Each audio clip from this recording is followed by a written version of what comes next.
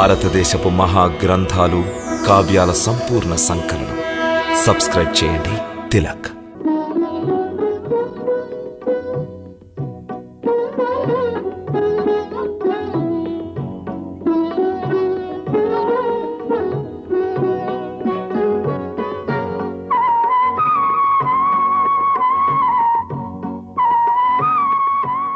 ఈ లడ్డూ వైపు అలా చూడక అర్జునా. దీన్ని నేను పంచను. నకులు సహదేవులకి లడ్డూ అంటే చాలా ఇష్టం. దీన్ని నేను వాళ్ళకే ఇస్తాను. మరి భీమసేనునికి మొత్తం లడ్డా? హా, మొత్తం భోజనంలో సగం వాటా తనదే అవుతుంది. నా లడ్డును చూసి దిష్టి పెట్టుకో, లేకుంటే నీ వాటా కూడా తినేస్తాను. అగ్రజ అర్జున, నా లడ్డూలో సగం తీసుకో. నువ్వే తిను తమ్ముడు, మేము చిన్నపిల్లల వాటా తీసుకోం. పెద్దవాళ్ళు అసలు వాటాయే ఇవ్వరు. అవునులే, అదే మధ్యముడి కష్టం. చిన్నవాళ్ళకి అన్యాయం చేయలేడు, పెద్దవాళ్ళ అన్యాయం సహించక తప్పదు.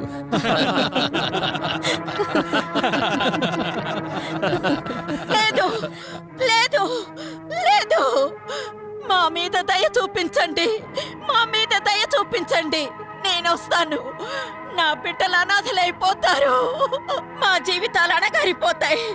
కనికరించండి, కాస్త కనికరించండి. నా బిడ్డల్ని అనాథల్ని చేయకండి. మా దుర్దశని చూడండి.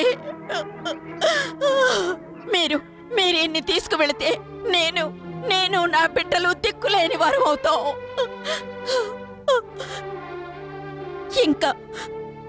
ఇంకా నా కుమార్తెకు వివాహం కాలేదు. నా పుత్రుడు చాలా చిన్నవాడు. మీకు మా మీద దయ కలగడం లేదా? అమ్మా, మీ మీద మాకు చాలా దయ కలుగుతోంది, కానీ మేమేమీ చేయలేము. మేము అశక్తులం. ఈ దుఃఖం నగరవంతుడికి చెందినది. ఏనాడు ఎవరి వంతొస్తుందో ఆనాడు వారి వారి ఇళ్లల్లో విషాద ఛాయలు అలముకుంటాయి. కాని ఆ వంతు అందరికీ వచ్చి తీరుతుంది. మరో విధంగా జరగకూడదా? మా ఇంటి వంతు 1 సంవత్సరం వాయిదా వేయొచ్చుగా. ఈలోగా నేను ఈడొచ్చిన నా కూతురికి వివాహం జరిపిస్తాను. కనుక దయచేసి నాకు 1 సంవత్సరం గడువు ఇప్పించండి. ఇది నా కూతురు రక్షణ సమస్య. గంగాధరం గారు, ఇది కేవలం మీ ఒక్క కుమార్తె సమస్య మాత్రమే కాదు. ఇది నగరంలోని కొన్ని వేల మంది పుత్రికల సమస్య. నేడు ప్రతి ఇంటి పరిస్థితి ఇదే. అలాంటప్పుడు ఇంకెవరు వెడతారు ఆ రాక్షసుడికి భోజనం కావడానికి? గంగాధరం గారు, ఆ నరభక్షకుడైన రాక్షసుడితో మనందరం ఒప్పందం కుదుర్చుకున్నప్పుడు ఆ సభలో మీరు ఉన్నారు. అక్కడ వాడు ఒప్పుకున్నాడు. నగరవాసులు నాకొక బండెడు బోనము, 10 కుండల పాలు, నంజుడుకో నరుణ్ణి ప్రతిదినము తినడానికి మీరే నా దగ్గరకు పంపిస్తే అప్పుడు నేను మిగతా నగర ప్రజల జోలికి రానని చెప్పాడు. కానీ ఏనాడు మీరు నాకు ఈ భోజనం పంపించరో ఆనాడు నగరమంతటా రక్తపు టెర్రలు పారిస్తానన్నాడు.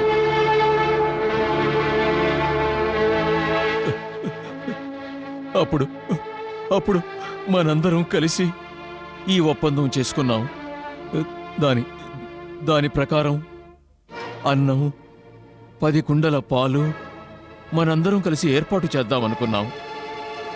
అలాగే ఒక నరుణ్ణి వంతుల వారీగా ఒక్కొక్క ఇంటి నుంచి ప్రతిదినము పంపిస్తామని. మహాశయ, ఇక తమరు బయలుదేరడానికి సిద్ధం కండి. వద్దు మహాత్మా, బ్రాహ్మణ శిరోమణి, మీరీ సమాజంలో అగ్రగణ్యులు. నేను మిమ్మల్ని ప్రార్థిస్తున్నాను.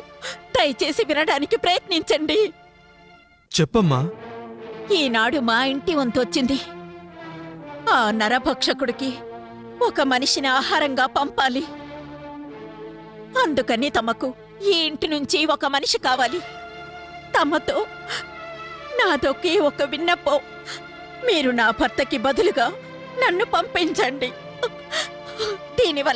దీనివల్ల మీకు ఎలాంటి ఆపద రాదనుకుంటాను. ఏ ఆపద రాదుగా? రాదు. మాకు ఏ ఆపద రాదు. కానీ ఆపద నాకు కలుగుతుంది. నేను వేద మంత్రోచ్చారణల మధ్య విధిపూర్వకంగా ఈమెను వివాహం చేసుకున్నాను. ఈమె తల్లిదండ్రులు ఈమెను నాకు కన్యాదానము చేసేటప్పుడు నా దగ్గర మాట తీసుకున్నారు. ఈమెను నా గృహస్థాశ్రమములో సహధర్మచారిణిగా, మా ఇంటికి అధికారినిగా చేయవలనని, నేను నా సర్వస్వమును ఈమెకిస్తానని, ఈమెను సర్వవేళలందు రక్షిస్తానని. ఇప్పుడు నేను నా జీవితాన్ని రక్షించుకోవడం కోసం గుణవంతురాలు, అణకువగలది సతీ సావిత్రి లాంటి నా భార్య జీవితాన్ని బలి ఇవ్వలేను. ఇది ధర్మ విరుద్ధం.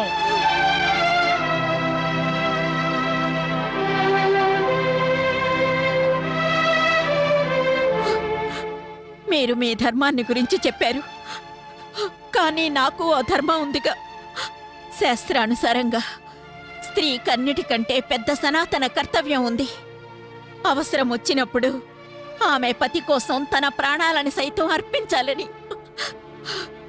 ఇదే అన్నిటినీ మించిన ధర్మం. దానివల్ల ఈ లోకంలో కీర్తి, పరలోకంలో అనంత సుఖాలు ప్రాప్తిస్తాయి. నా బాధ ఏమిటంటే, నా పతికి, నా బిడ్డలకి దుఃఖం అవశ్యం కలుగుతుంది. కానీ తండ్రి జీవించి ఉంటే వీళ్ల భవిష్యత్తు ఉజ్వలంగానూ, జీవితాలు సురక్షితంగానూ ఉంటాయి. ఒక విధవరాలి కుమార్తె వైపు దుర్మార్గులు ఎలా చూస్తారంటే, భూమి మీద పడిపోయిన మాంసపు ముక్కల కోసం సునకములు పోటీ పడినట్టు. వీరిద్దరి కోసం ఈయన జీవించి ఉండడమే అవసరం. ఈయన జీవితం విలువ నా జీవితం కన్నా చాలా ఎక్కువ. అందుకని తమరు నా పక్షానే నిర్ణయం తీసుకోండి. ఏ నిర్ణయాన్నైనా తీసుకోవడానికి ముందు మీరు నా ప్రార్థనను కూడా ఒక్కసారి వినండి. చెప్పమ్మా, చెప్పు. ఓ మహాత్మా, మీ అందరికీ నాదొక విన్నపము. నా తల్లిదండ్రుల స్థానంలో ఆ రాక్షసునికి ఆహారంగా దయచేసి నన్ను పంపండి. వద్దమ్మా, వద్దు.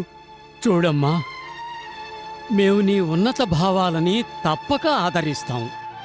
కాని నీ తల్లిదండ్రులిద్దరూ దానికి ఒప్పుకోరు. ఎందుకు ఒప్పుకోరు?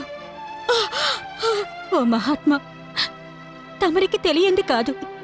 ఏ తల్లిదండ్రులైనా తమ కుమార్తెను ఎల్లప్పుడూ ఇంట్లోనే ఉంచుకోరు. అలాగే నా తల్లిదండ్రులు కూడా త్వరలోనే నా వివాహము జరిపించి నన్ను ఈ ఇంటి నుంచి పంపించే ప్రయత్నాలు చేస్తున్నారు. వాళ్ళు ఎలాగూ నన్ను ఇంటి నుంచి పంపించవలసినదే, నన్ను త్యాగము చేయవలసినదే. అది నేడే ఎందుకు చేయకూడదు? అలా చేయడం వల్ల నేను సంతాన ధర్మాన్ని పాటించిన దానినవుతాను.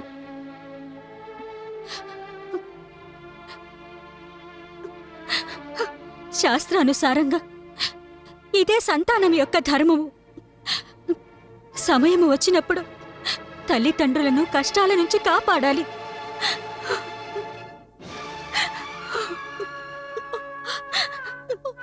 తమరు నా పక్షాన నిర్ణయం తీసుకోవాలి. తమరు నా పక్షాన నిర్ణయం తీసుకోవాలి. ఇప్పటికైనా మీరు ఏదో ఒక నిర్ణయం తీసుకోక తప్పదు. ఒక క్షణం ఆగండి మహాత్మా.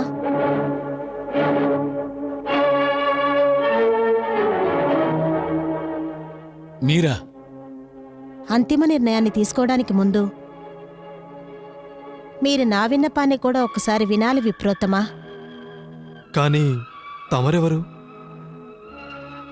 నేను ఈ నగరంలో ఒక అతిథిని. ఈ బ్రాహ్మణ దంపతులు మాకెంతో ఉపకారం చేశారు. మాకు వారింట్లో చోటిచ్చారు. అంతేకాకుండా మీ నగరమే మాకెంతో ఉపకారం చేసింది. ఈ విధవరాలి బిడ్డలు ప్రతిదినము ఈ నగరవాసుల దగ్గర నుంచి భిక్ష తీసుకొస్తూ ఉంటారు. దానివల్లే మా జీవితం సజావుగా సాగుతోంది. ఏ నగరమైతే మాకు ఆపత్కాలంలో ఆశ్రయం ఇచ్చిందో, ప్రతిదినము మాకు భిక్షనిచ్చిందో, దానికి ప్రతిగా ప్రత్యుపకారం చేసే బాధ్యత మాకు ఉంది. అందుకే మహాత్మా, మిమ్మల్ని ప్రార్థిస్తున్నాను. నేడు వీరి ముగ్గురు బదులు నా కుమారుల్లో ఒకరిని పంపే అనుజ్ఞనివ్వండి. లేదు లేదు, అలా జరగడానికి వీల్లేదు. అలా జరగడానికి వీల్లేదు. శరణ కోరి వచ్చిన శరణార్థులను ఆత్మరక్షణ కోసం బలి చేయాలనుకోవడం కఠోరమైన పాపం. అది పరమ నిందనీయం, పరమ నిందనీయం. నేను నా తుచ్చమైన స్వార్థం కోసం నా అతిథి ప్రాణాలను బలి ఇవ్వడమా? ఇటువంటి ఘోరం ఎప్పటికీ జరగదు, ఎప్పటికీ జరగదు. అమ్మా, గంగాధరం గారు సరిగ్గానే చెప్పారు. తన స్వార్థం కోసం ఆశ్రయం కోరి వచ్చిన వారికి నమ్మక ద్రోహం చేయడం కఠోరమైన పాపమవుతుంది. మా నగరంలో పసివాడు కూడా అది నేర్చుకోలేదు. మేము నేర్చుకోలేదు.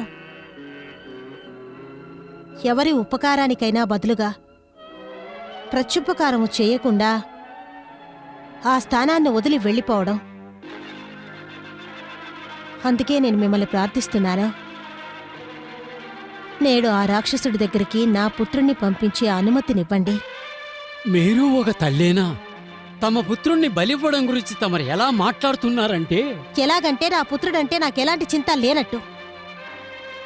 కానీ ఓ విప్రవరా, మీరే తెలుసుకుంటారు నా పుత్రుడు ఎలాంటివాడో. అప్పుడు మీరిలా మాట్లాడరు. అంటే తన దగ్గర అలా ఏముంది? ఒక మంత్రం ఉంది. మంత్రమా? అవును, తన దగ్గర గురువు ఉపదేశించిన ఒక మంత్రం ఉంది. దానివల్ల తను ఏ రాక్షసుణ్ణైనా ఓడించగలడు లేదా హతమార్చగలడు. అందుకే నేను మీతో చెప్తున్నాను, నా కుమారుణ్ణి పంపడం వల్ల ఈ నగరానికొచ్చిన కష్టం అంతరించిపోతుంది. వచ్చేసింది, వచ్చేసింది.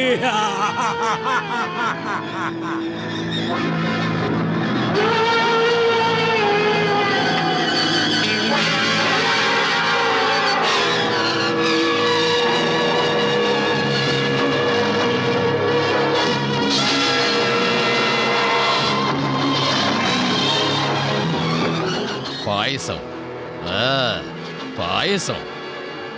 వా, నేడు ఆనందము పరమానందముగా ఉన్నది.